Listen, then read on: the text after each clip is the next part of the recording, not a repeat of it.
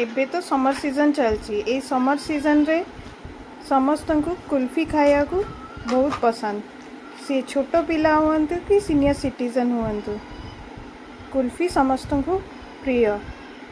एबे आमे कुल्फी रेसिपी नहीं आइसु। कुल्फी रेसिपी को आमे प्रस्तुत करिया आगुरु आम चैनल को सब्सक्राइब कर दियंतु ताकि आपण नुआ वीडियो पाई परिबे। कुल्फी बनायापाई आमर जो इंग्रेडिएंट्स यूज होची बादाम काजू गुजराती टूटी फ्रूटी आउ अमूल आउ आमर पैकेट क्षीर। तो चलतु एबे आमे कढ़ई बसैया। कढ़ई बसी सारिकी से क्षीर दबा। तो क्षीर एबे आमे ढाल देइछु। एटा हाफ लिटर क्षीर नहीं। तो क्षीरटा को आमे संपूर्ण भाव कढ़ई रे ढाली देइछु। एबे आमे क्षीरटा को चलेया ताकू भल भाव रे इथिरे टिके अमूल दे दबा ताकि बहलिया हबो। आ क्षीरटा को चलौथुवे ताकि लागिबो नाही तळे।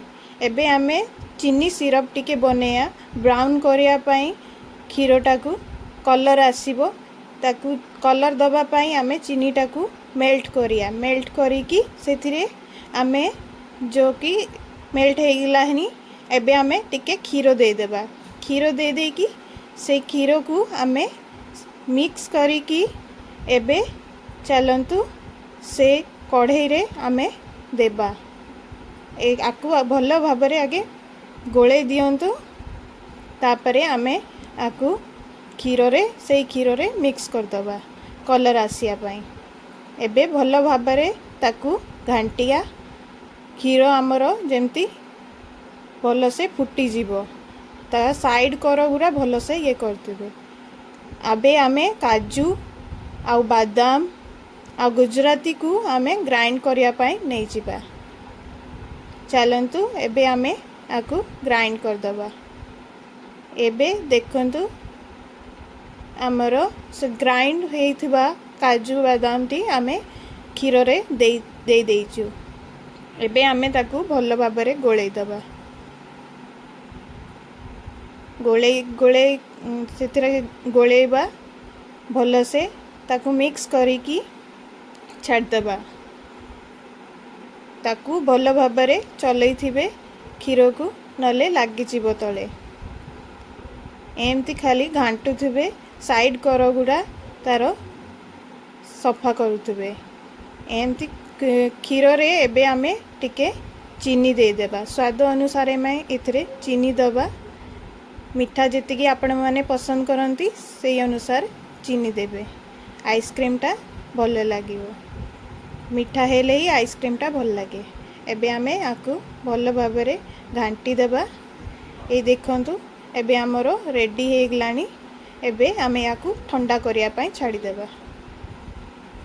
ए आमे किछि एबे मोल्ड नहींचु आइसक्रीम मोल्ड। आपण माने कप भी नहीं पारिबे सेथरे भी आइसक्रीम बसई पारिबे। एबे हमर देखंतु एटा ठंडा हे गलानी। आमे एबे मोल्ड गुडा को आ भितरे आइसक्रीम को पुरे देबा। एटा फ्रीज करिया पई आमे ए मोल्ड को आगे नहीं जिबा। एथरे किछि चेरी आउ किछि हमर टूटी फ्रूटी पके देइछु। एबे आमे चलंतु ये सब गुडा मोल्ड को फ्रीजर रे फ्रीज करिया पई रखी देबा। चलंतु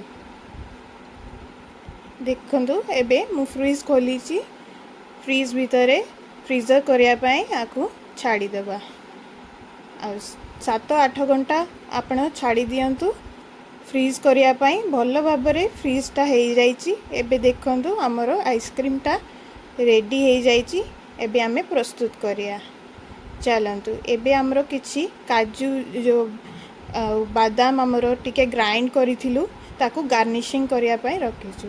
चलंतु एबे आइसक्रीमटा को काढ़िया। एबे आमे आइसक्रीम को हे देखंतु केते सुंदर बढ़िया भाव रे हम आइसक्रीमटा फ्रीज हे जाईची। देखंतु केते भल भाव रे हमर कुल्फीटा रेडी हे जाईची। एमती आपण माने भी घरे कुल्फी बनातु खातु। ए वीडियोटा को हमर लाइक शेयर करंतु। आपण मानकु जदि आम रेसिपी भल लगी ताले कमेंट करिया न भूलिबे। एमती ही आमर नुआ नुआ वीडियो को देखिया पाई सब्सक्राइब जरूर करंतु। जय जगन्नाथ।